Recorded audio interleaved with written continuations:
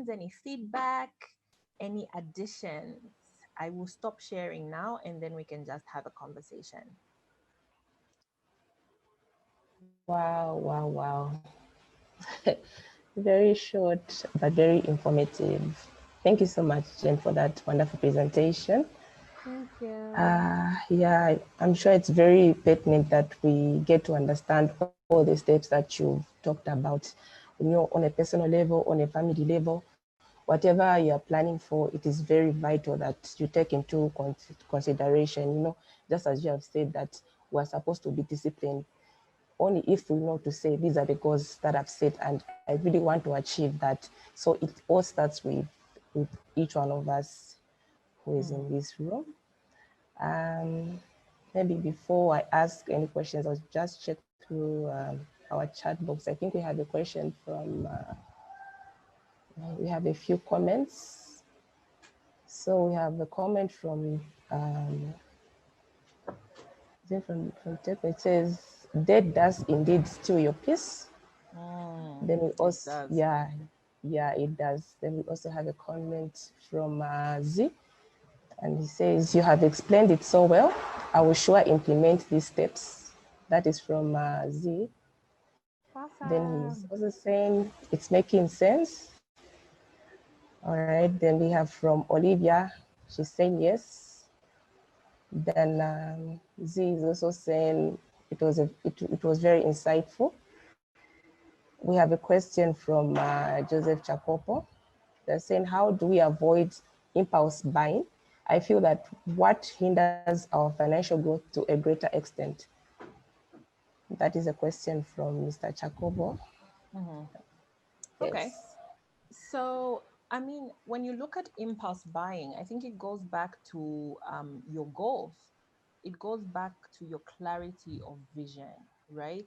If I know exactly what I want to do, I know my why, and your why is big enough.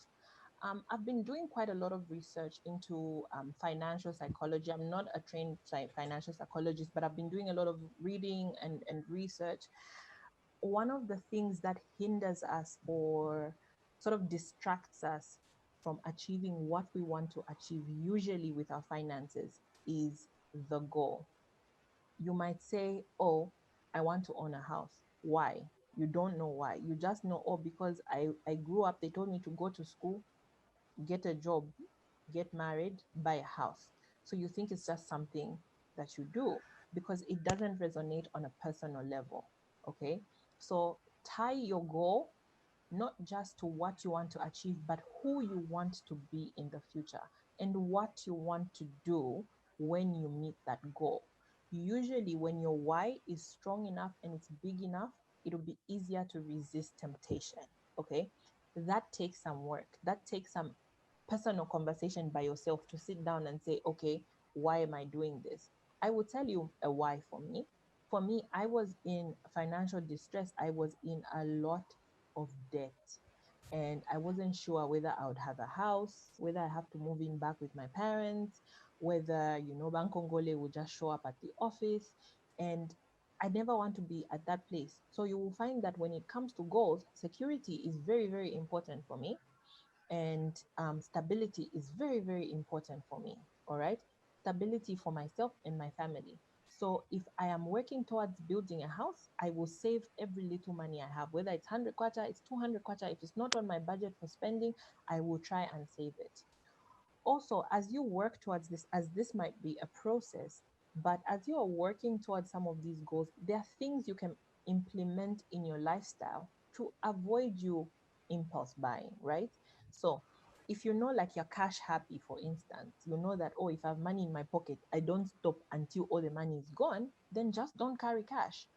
If you're going somewhere, if you're going out with your friends or you're going into ShopRite and your budget for groceries is 1,000 kwacha, then just carry 1,000 kwacha. Don't have 2,000 kwacha on you, because once you're in the shop, there are things that are going to excite you. Now it's Christmas time, there's a sale, there's Black Friday coming. If you carry your 2,000 kwacha, you have already lost that battle because that money is going. So you would have impulse spent. So you put parameters around there according to your lifestyle, according to your needs. Another thing you can do is put money in different places where it's not easily accessible. So if you have income coming, it comes in, and you have your spending account or your current account, whatever it is that you use, and the money is sitting there, chances are you will go and swipe and swipe and swipe and swipe.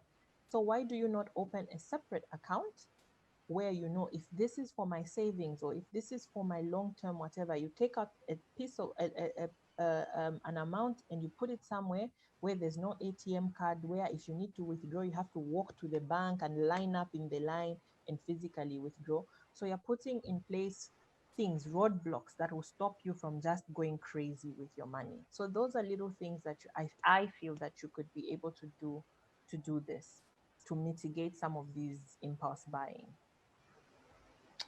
Okay. I believe your question has been answered, Mr. Joseph. I think there's another question actually from him. He's asking to say, also from your perspective, do you think we have enough information in the public domain regarding government bonds and treasury bills to ensure that any person out there that isn't as financially literate as you can also undertake? That's another question for you. Mhm. Yes, I do not. I do not feel like there's enough information out there, but also I do not feel that we as individuals are taking the step to find out the information. Most things are a Google search away, even for Zambia. Most of these things, like, we are on the internet. If I'm looking for hair to buy, I will go to Facebook and search, where can I buy hair? Okay. If I'm looking for a car to buy, I will find Amasampo or cars for sale in Lusaka. I will find that. So why can't I do that with my financial information? PIA, Pensions and Insurance Association, they're there on Facebook, they're on LinkedIn, they have a website. The Bank of Zambia, where treasury bills and treasury and securities sit, they're there. So if you have the interest, then you take the step to find the information. But I agree, there isn't enough information out there. That's why people like us, this is what we do at Poised Investor. We try and put the information out. That's why there's places like Nyamuka Books. You're putting this information out there. So every one of us can do a little bit of something to reshare. If you find something interesting online about finances or about accounting or whatever it is that can help better, you reshare it instead of just us using our platforms to reshare jokes and news and things like that. You can reshare pertinent information so people can access it. And that's the small steps that we do. Okay, thank you so much for that response. We also have a question from Sampa Sampa. You say, hi Jen, what other vehicles of investment can we engage in apart from the government bonds that you mentioned in our Zambian economy? Okay. Yeah. So there are quite a lot of investment vehicles. Also, our economy is an interesting place, so you have to get a little bit creative with your investment options. So yes, we've talked about government bonds. They are treasury bills. So government bonds are long term. Treasury bills tend to be short term. So 365 days and less. Okay. So 30 days, 90 days, 180, 260, like that. And then so those are two vehicles. You can buy stocks. Okay. There's the Lusaka Stock Exchange. You can buy shares in a company. That's a form of investment. There are structured savings plans that you can buy from insurance companies. Those are forms of investment. There are fixed deposits that you can put your money away in. Those are forms of investment. Also, there are businesses. Okay, your friend has started a business. They want to open a factory to make mango juice from all the mangoes that's going to waste during mango season. That's a business. They've got their business plan. They've told you that the money will grow like this, like this. That's an investment option that you can put in. Or you can start a little business by yourself. Okay, that's an investment option. Real estate is an investment option that you can enter into. Given it is a long term sort of investment, and a lot of people will say, no, I'll spend 500. They'll say, I'll spend 500 on a house and I only get 3,000 kwacha rentals. yes, the sort of income stream might not be as much, but remember, with things like real estate, you're getting twofold benefits, right?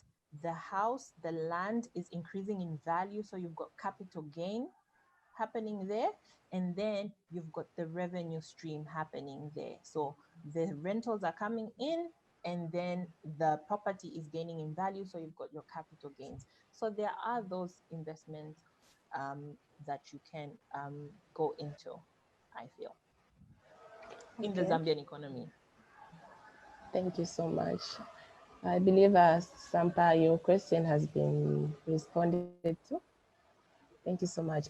Personally, I would want to ask with regards to insurance, because in Zambia, I think we really have a problem. I don't know if most people have not really been educated when it comes to insurance, but we have a problem to take up insurance, because I've worked for an insurance company before, and you find that once you go out there and you try to sell these schemes to people, they'd say, no, it's more like you're planning for your death. What would be your advice to, parents who want to insure their children, to ensure that when they are no more, their children are insured? What's your take on insurance? I love insurance. First of all, I want to ask, what's wrong with planning for your death? Because we are all going to die, right? So, Yeah. isn't it better that I put things in place that my 5 year old is going to be sorted out, is going to be fine, even if I'm not here? At least there are things I can put in place to make his life a little bit better, right? So I like insurance savings plans. I like the hybrid life insurance plans where you are putting away money for a specified period of time. It's a term life insurance. So you're saving money and it's growing at a specified rate so that if anything happens, your family is covered for a specified amount. But if nothing happens, it's like I was putting it in a high interest savings account. So after 5 years, after 10 years, if I'm still here, the insurance company gives me back all the money that I saved plus interest, right? You insure your houses, you insure your cars. It's basically just a way of diversifying your investments to say if anything happens, if this key life event happens, my child needs to go to college, there's this plan this side that is going to cover that. So I think that it's a mindset shift that we need to embark on around insurance, especially life insurance. I feel like a lot of people will take insurance with cars because it's mandatory by law. So insurance Yeah. with cars has become um, sort of like a way of life. So we need to now start driving other insurance policies to become a way of life for us. So life insurance must become one of those things like, oh, if I start work or if I start a business and it's paying me, it should be one of the first things that I take out so that my child is covered.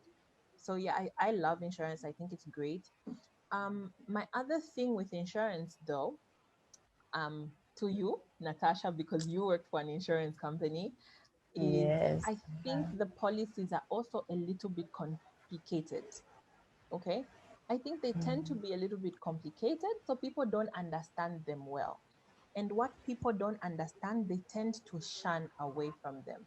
So now it's up to us who are in this privileged position of, oh, we've gone to school, we work in finance, we have the information. Now it's up to us to start telling our friends and families and our followers and our communities to say, this is how it works. You simplify it for them so that they're able to understand it and they're able to buy in.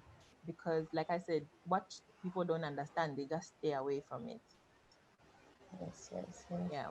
Yeah, because I know the challenge I think also that we have is, reading, because they feel it's a lot and all that. So I think the better things are simplified.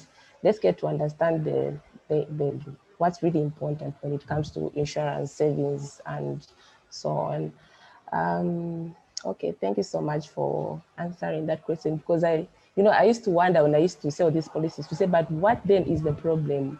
Why are Mm. these people refusing, and why do they have, this narrative? We have another question from Sampa.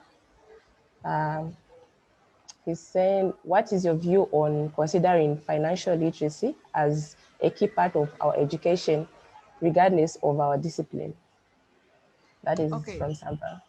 Yeah, can I go back a little bit up? I saw Techno Cannon. I don't know who Techno Cannon is. Said, where can we Okay. buy these government bonds? Okay. Oh yeah, yeah, yeah. Sorry, I didn't see that question. Yeah. So your government bonds are in two markets. There's what we call the primary market in Zambia, that is. In other places, companies are able to issue bond. In fact, I think even in Zambia, I've heard of a company issuing a bond. Companies, even government departments, councils are able to issue a bond to the public and the public buys. So when a company issues a bond or when the government issues a bond, they're basically telling you, like, oh, Congolese has money, and then we'll pay you back with interest, right? So in Zambia, primarily the Bank of Zambia will issue bonds.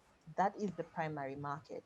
So you can buy it directly from the Bank of Zambia using your bankers. So you need a financial, a certified or a licensed financial advisor to be able to buy these for you. So your bankers usually are. Most of us here have bank accounts. So whatever bank you're with, usually if you talk to your bankers, they are able to buy these for you. So you can buy bonds from the primary market. After the issue has passed in the primary market, there's what we call the secondary market, which is the Lusaka Stock Exchange. So you can buy, there are people like, oh, maybe Jane bought that 14-year bond, right? And then now she's in a fix and she wants to sell at 10 years, right? So you can go into the secondary market, the Lusaka Stock Exchange, again, using your bankers or using brokers. They are licensed brokers who are listed. If you go to the website or their Facebook page, they have a list of licensed brokers there. You talk to them and you can buy government bonds. Now you can even buy government bonds for as little as 2,000 kwacha. So talk to your bankers, go to the Lusaka Stock Exchange, go to the SEC websites and Facebook pages and start finding out this information by yourself. So going back to Sampa, what is your view on considering financial literacy as a key part of our education, regardless of our discipline? I agree. I am an advocate that financial literacy must become a core curriculum in our education system.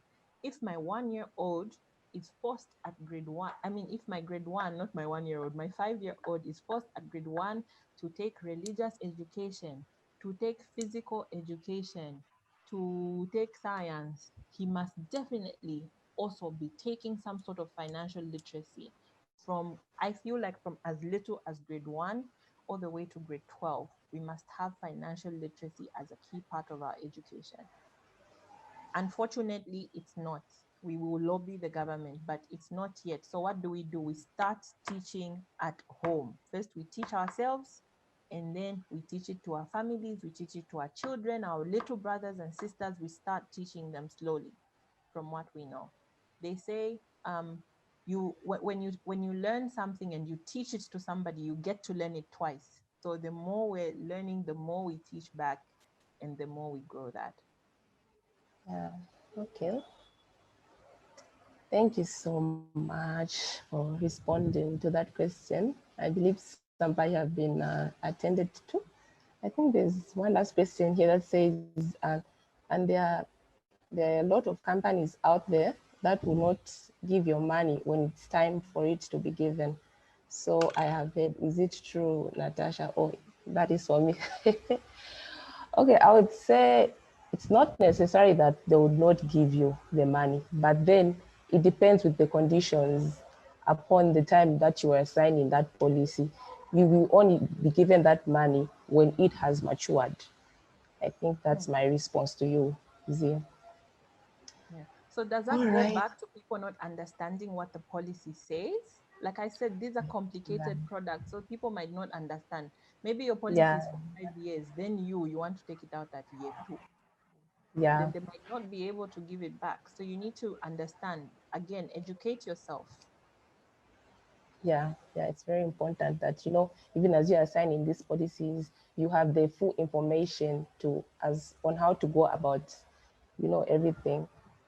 Mm. Thank you so much, Jane, for making the time to be part of FinChat. Thank you so much. Yes, and there's a comment from Sampa. He's saying, thank you, Jane, for responding to my questions. Thank you so much. I believe this was an interactive session. I personally enjoyed and I've learned a lot. Thank you so much for making the time to be part of this program. I'm sure we might engage you to come again next time. Just Please, let's talk some yes, more. yes. Thank you so much for educating us. And I would like to thank all our attendees for being part of this session. Remember that FinChat is brought to you by Nyamuka Books, a cloud-based accounting solution tailored for SMEs. And so we come to the end of today's edition. Unless otherwise, we just continue going on and on and on and on. But I'm sure we'll make time for Jayne to come and, tackle another session with us. So thank you so much for everyone that took the time to be part of this program. Otherwise, it's bye-bye for now. Thank you so much. Bye.